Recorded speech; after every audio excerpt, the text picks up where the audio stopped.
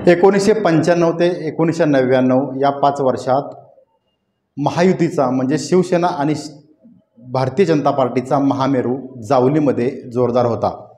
आमदार सदाशिवभाऊ सपकाळ हे जावलीचे आमदार होते आणि खऱ्या अर्थानं 1999 साली शरद पवार यांनी राष्ट्रवादी काँग्रेसची स्थापना केली। शरद पवार यांच्यासमोर प्रश्न होता की जावलीमध्ये उमेदवार कोण द्यायचा। मात्र याच वेळी माथाडी कामगार नेता, तरुणांचा आयडॉल शशिकांत शिंदे या नावाचा तरुण राजकारणात आला आणि शशिकांत शिंदे यांनी जावलीचं शिवधनुष्य उचललं आणि आमदार सदाभाऊ सपकाळ यांचा जावलीमधून तब्बल 12,000 पेक्षा जास्त मतांनी पराभव केला।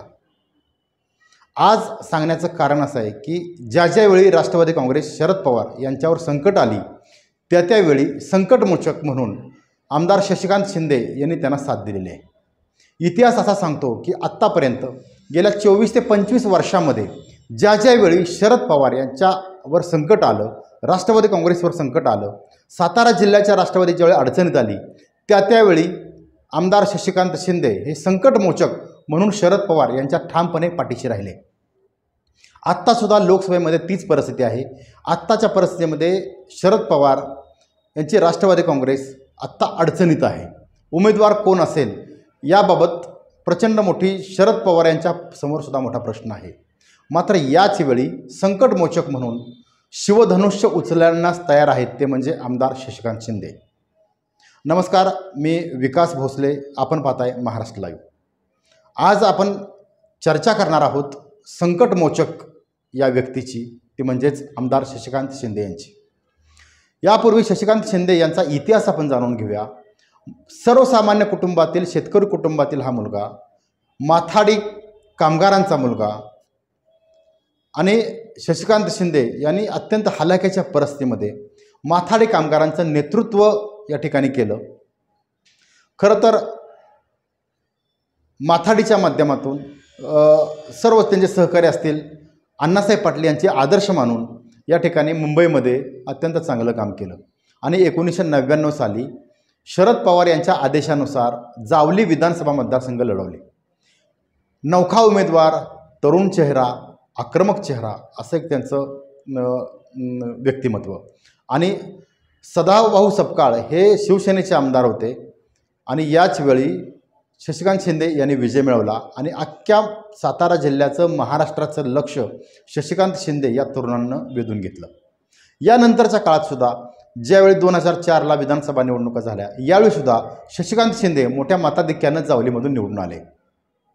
यानंतरच्या काळामध्ये शशिकांत शिंदे हे माथाडी कामगार नेते होतेच, त्यामुळे त्यांचं नवी मुंबईमध्ये, ठाणेमध्ये असलेलं वलय हे प्रचंड आहे।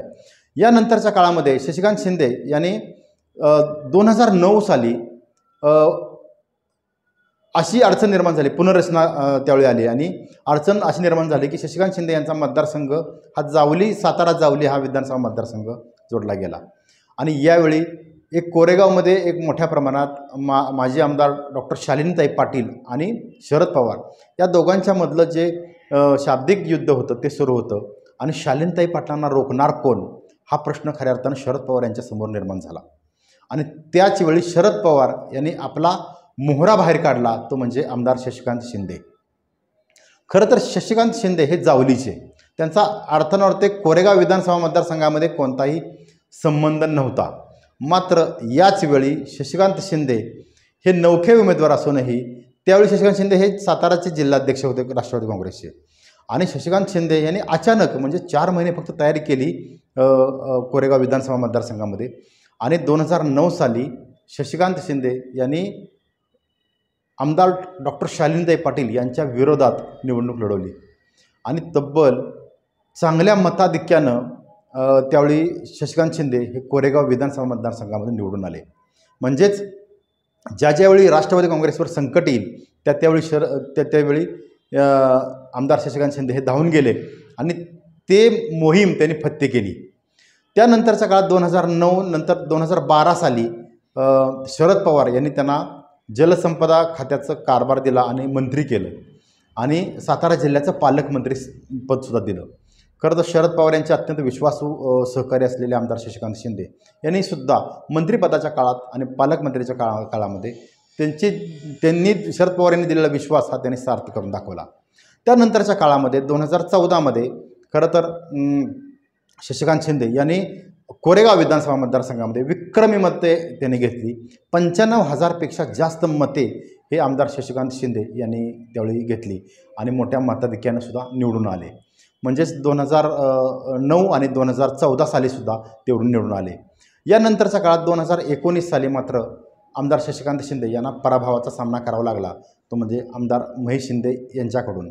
आणि खरं तर हा निसटता पराभव होता. आणि यावेळी शशिकांत शिंदे यांनी प्रचंड काम केलं, मात्र दुर्दैवाने 2019 साली त्यांना पराभव स्वीकारावा लागला.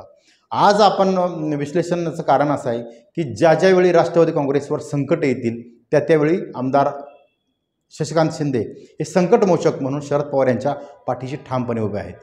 गेल्या 2 महिन्याचा जर आपण सातारा जिल्ह्याचा जर एकंदरीत राजकीय आढावा जर पाहिला, महाविकास आघाडी आणि राष्ट्रवादी काँग्रेस शरद पवार यांचा, अजित पवार आणि शरद पवार यांचे झालेले 2 जे काँग्रेसचा गट होते 2 वेगळे, त्यानंतरच्या काळामध्ये जी परिस्थिती निर्माण झाली, अशा परिस्थितीमध्ये महाविकास आघाडीमधून उमेदवार कोण असेल याबाबत चाचपणी झाली. सुरुवातीच्या काळामध्ये खासदार श्रीनिवास पाटील, यानंतर आमदार बाळासाहेब पाटील, सारंग पाटील, सुनील माने आणि विक्रमसिंह पाटणकर, याचबरोबर सत्यजित पाटणकर, ही सर्व नावं चर्चेत होती. मात्र खासदार श्रीनिवास पाटील आणि सारंग पाटील यांना अंतर्गत काही विरोध झाल्यामुळं, पक्षांतर्गत विरोध झाल्यामुळं, त्यानंतर बाळासाहेब पाटील यांनीसुद्धा लोकसभा निवडणूक लढवण्यासुद्धा इच्छुक नसल्याचं त्यांनी सांगितलं.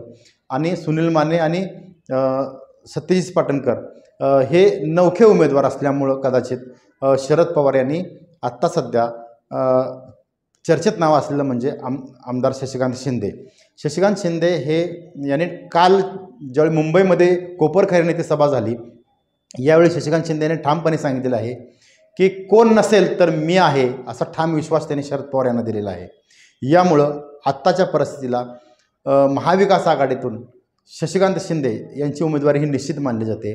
ज्यावेळी राष्ट्रवादी काँग्रेसवर संकट येतात सातारा जिल्ह्यामध्ये, यावेळी संकटमोचक म्हणून ठामपणे पाठीशी उभे राहण्याचं, शरद पवारांच्या ठामपणे पाठीशी उभे राहण्याचं काम आमदार शशिकांत शिंदे यांनी गेले 25 वर्ष केलेलं आहे आणि आत्तासुद्धा त्यांनी तीच भूमिका घेतलेली आहे. यामुळं सध्या महाविकास आघाडीकडून, महायुतीकडून खासदार उदयनराजे भोसले यांची उमेदवारी निश्चित मानली जाते. म्हणजे समोर मोठा उमेदवार असतानासुद्धा शशिकांत शिंदे यांनी पक्षासाठी केलेलं हे जी धडाडे आहे ती खूप वाखाणण्याजोगी आहे. आणि एकदा शशिकांत शिंदे यांनी जर निर्णय घेतला तर ते यशस्वीच करून दाखवतात, असा आत्तापर्यंतचा इतिहास आहे त्यांचा. यामुळं शशिकांत शिंदे जर आता या निवडणुकीमध्ये महाविकास आघाडीचे उमेदवार असतील तर त्यांच्या पाठीशी कोरेगाव विधानसभा मतदारसंघ राहीलच, त्याबरोबर सातारा जावलीमध्ये सुद्धा, ते त्यांचं होमटाऊन आहे, म्हणजेच ते भूमिपुत्र आहेत जावलीचे. त्यानंतर वाईमध्ये सुद्धा त्यांचं असलेलं प्राबल्य आणि मकरंद पाटील यांच्या गटाची अंतर्गत मिळणारी साथ ही सुद्धा खूप महत्त्वाची असू शकते. यानंतर कराड दक्षिण, कराड उत्तर आणि पाटण या 3 विधानसभा मतदारसंघामध्ये खासदार उदयनराजे भोसले यांच्याबद्दल असलेली नकारात्मक ते मतं हे जर शशिकांत शिंदे यांना चांगल्या पद्धतीनं साथ दिली तर शशिकांत शिंदे हे जायंट किलरसुद्धा ठरू शकतील सातारा लोकसभा मतदारसंघातून. सांगण्याचा आज उद्देश एवढाच आहे की शशिकांत शिंदे हे असं एक रसायन आहे शरद पवारांच्याकडं की ते रसायन काही जरी संकट आली, वादळ आली तर त्यातून तावून सलाखून यशस्वी झेंडा लावण्याचं काम हे आमदार शशिकांत शिंदे करतात, हा विश्वास शरद पवारांना आहे. यामुळं आगामी ह्या लोकसभेच्या निवडणुकीमध्ये आता शरद पवार हे आमदार शशिकांत शिंदे यांची उमेदवारी जाहीर करून महायुतीच्या समोर मोठं कडवं आव्हान उभं करतील, एवढं मात्र नक्की. आपणास काय वाटतं की आमदार शशिकांत शिंदे सातारा लोकसभा मतदारसंघातून निवडणूक जिंकतील का, हे आपल्या कमेंट बॉक्समध्ये नक्की व्यक्त व्हा आणि पाहत राहा महाराष्ट्र लाईव्ह.